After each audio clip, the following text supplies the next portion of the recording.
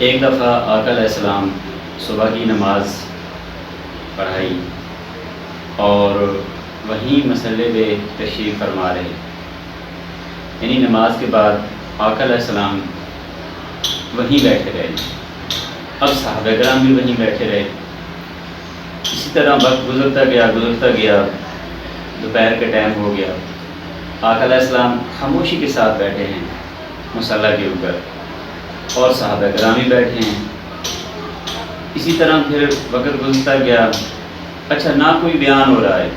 نہ کہ آقا علیہ السلام کوئی چیز ان کو سکھا رہے ہیں، بیٹھے ہیں خاموشی کے ساتھ، تو صحابہ کرام بھی بیٹھے ہیں۔ پھر ظہر کی نماز کا ٹائم ہو گیا تو آقا علیہ السلام نے ظہر کی جماعت کرائی۔ اس کے بعد پھر آپ صلی اللہ علیہ وسلم تشریف فرما رہے، آپ صلی اللہ علیہ وسلم مصلی کے اوپر بیٹھے رہے، اب صحابہ کرام بھی بیٹھے رہے۔ پھر اسی طرح وقت گزرتا گیا اور عصر کی نماز کا ٹائم ہو گیا تو آقا علیہ السلام نے عصر کی نماز ادا فرمائی اور اس کے بعد پھر تشریف فرما ہو گئے، تو صحابہ کرام بھی آقا علیہ السلام کی محفل میں بیٹھ گئے۔ اب وقت گزرتا گیا اور صحابہ کرام بھی خاموشی کے ساتھ، ادب کے ساتھ بیٹھے آقا علیہ السلام کے چہرہ انور کو دیکھ رہے ہیں۔ پھر عصر کے بعد کافی دیر گزرنے کے بعد شام سے پہلے آقا علیہ السلام مصلی سے بیٹھے بیٹھے نا چہرہ انور پر تھوڑی سی مسکراہٹ آئی، آقا علیہ السلام مسکرائے۔ جیسے ہی مسکرائے تو صحابہ کرام میں ایک تجسس پیدا ہوا، ایک شوق پیدا ہوا کہ وجہ پوچھی جائے کہ آقا علیہ السلام مسکرائے ہیں۔ اچھا، جب آقا علیہ السلام کی خدمت میں صحابہ کرام نے عرض کیا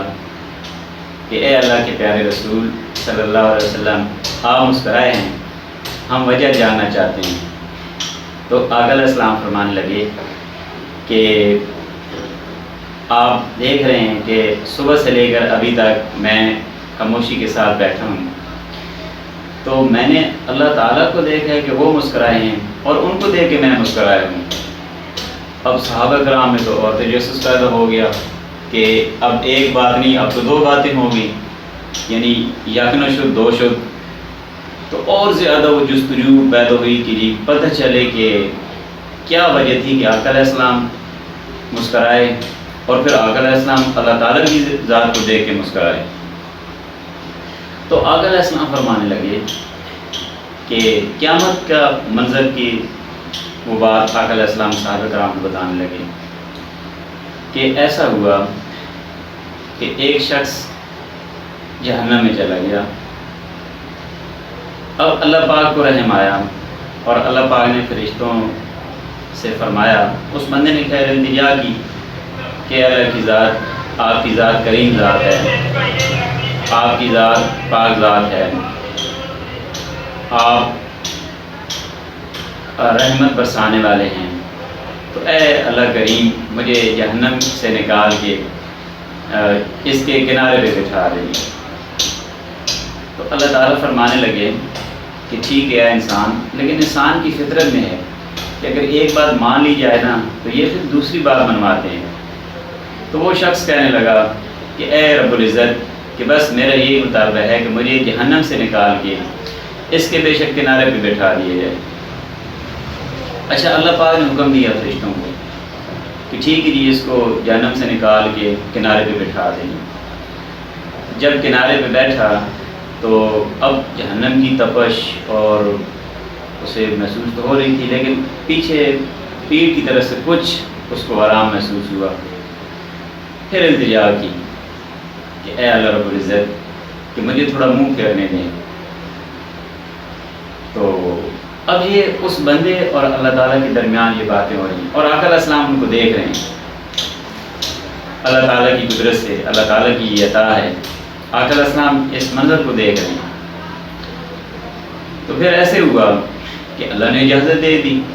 تو اس بندے نے تھوڑا منہ پھیر کے بیٹھ گیا۔ اچھا، تھوڑی دیر وہ بیٹھا رہا، اس کے بعد پھر اس نے التجا کی کہ اے رب العزت، اے پیارے اللہ،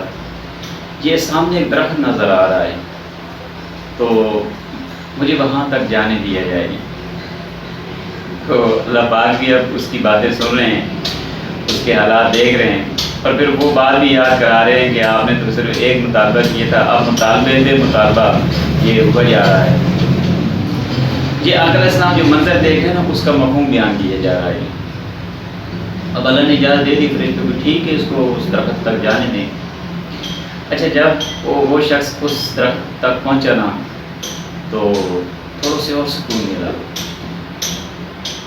اور آگے دیکھا تو ایک اور بڑا گھنا درخت ہے اور بڑا سایہ، اور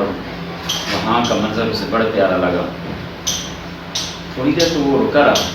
پھر اللہ رب العزت سے پھر التجا کی کہ اے اللہ تعالیٰ اب یہ جو آگے درخت ہے نا وہاں تک مجھے جانے دیا جائے۔ اللہ پاک نے کہا ٹھیک ہے جی، فرشتوں کو حکم دیا کہ ٹھیک ہے جی، اس کو اس جو آگے گھنا درخت ہے وہاں تک اس کو جایا جائے۔ اب وہاں پہنچے نا تو آگے سے جنت نظر آئی، تھوڑی دیر تو بیٹھا رہا، اور پھر جنت کی وہ باہر سے رونقیں اور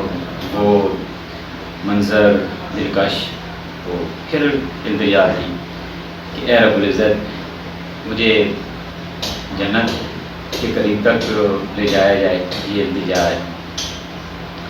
اچھا اس دوران کیا ہوگا کہ جب وہ ایک التجا کرتا تھا نا، ایک ریکویسٹ کرتا تھا، ایک درخواست اللہ رب العزت کی بارگاہ میں کرتا تھا، کہتا تھا کہ یا اللہ میں اب اس سے اور آگے مطالبہ نہیں کروں گا،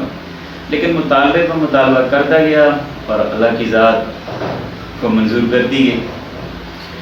کہتے ہیں کہ بس ٹھیک ہے جی، مجھے وہاں تک اجازت دی جائے گی کہ میں تھوڑا جنت کو قریب سے دیکھوں۔ اللہ رب العزت نے پھر فرشتوں کو دے دیا کہ ٹھیک ہے۔ اب جیسے وہاں پہنچا تو پھر اپیل کی کہ اے اللہ کریم یہ ذرا دروازہ کھولا جائے، میں منظر تو دے رہا ہوں کہ اللہ جو آپ کے نیک بندے ہیں، جو آپ کے اچھے بندے ہیں، جو جنت میں رہے، میں تھوڑا منظر تو دے لوں اندر جنت کا۔ اللہ پاک نے پھر فرمایا کہ دیکھ اے بندے، آپ نے خود ہی کہا تھا کہ میں مزید مطالبہ نہیں کروں گا، تو آپ پھر مطالبہ کر رہے ہیں، لیکن اللہ کی ذات تو بڑی شان والی ہے، عطا کرنے والی ذات ہے۔ اللہ پاک نے فرمایا کہ ٹھیک ہے جی، فرشتوں کو حکم دیا کہ جنت کے دروازے کھول دو، اسے دیکھنے دیں۔ اچھا جب جنت کے دروازے کھلے نا تو دیکھا اندر اتنی رونقیں، بہاریں اور دلکش منظر، تو کہنے لگا کہ اے اللہ کی ذات مجھے جنت میں تھوڑا اندر جانے دیا جائے، تھوڑا منظر میں دیکھوں۔ تو فرشتوں نے بھی اس کو نا کھینچنا شروع کیا پیچھے کہ یہ تو اندر جانے کی کوشش کر رہا ہے، تو اللہ پاک نے انہیں روک لیا اس شخص کو۔ فرمانے لگے اللہ رب العزت کہ اے بندہ، اگر میں تمہیں دنیا جتنی آپ نے دیکھی ہے، جتنی دنیا ہے اس سے اگر میں 10 گنا زیادہ آپ کو جنت عطا کر دوں تو وہ شخص جو ہے نا بڑا پریشان حیران ہو گیا۔ اور جب اللہ نے خیر گفتگو ہوتی رہی، آقا علیہ السلام نے جو فرمایا اس کا میں مفہوم بتا رہا ہوں۔ تو جیسے ہی اللہ کی اور اس بندے کے آپس میں گفتگو ہوتی رہی تو جب اللہ نے انہیں فرمایا کہ ٹھیک ہے جی، آپ کو میں دنیا کے مقابلے میں 10 گنا بڑی جنت عطا کرتا ہوں، یہ آپ کو عطا کر دی، تو وہ بندہ پریشان ہو گیا کہ میں اتنا گناہ گار اور جہنم کے گڑھے میں پڑا ہوا تھا، اور وہاں سے اللہ پاک نے ایک میں مطالبہ کرتا گیا، اللہ کی ذات وہ میری بات مانتی گئی، تو مجھ پہ اتنا کرم کیسے ہو سکتا ہے؟ لیکن جب اللہ نے فرما دیا کہ ٹھیک ہے جی، آپ کو اس سے 10 گنا بڑی جنت عطا کرتے ہیں، تو اس کے دل میں خیال آیا کہ اتنی شان والے اللہ، اور تو میرے ساتھ کہیں یہ مذاق تو نہیں ہو رہا، جب میں اتنا گناہ گار ہوں، تو یہ کیسے ہو سکتا ہے کہ مجھے اتنی بڑی جنت مل جائے، شان و شوکت مقام مل جائے؟ تو وہ نا پریشان ہوا کہ اے اللہ، آپ تو اللہ ہیں، خالق ہیں، مالک ہیں، رازق ہیں، سب کچھ ہیں، تو میرے ساتھ کی مذاق تو نہیں ہو رہا؟ جب اللہ نے انہیں یقین دہانی کرائی کہ نہیں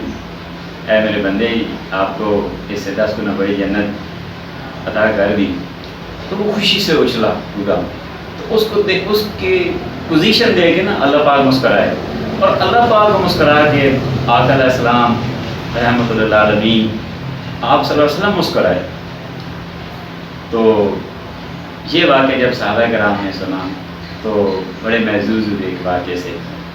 ایک واقعہ کئی سبق، ایک واقعے سے بہت سارے سبق ہمیں ملتے ہیں کہ اللہ کی ذات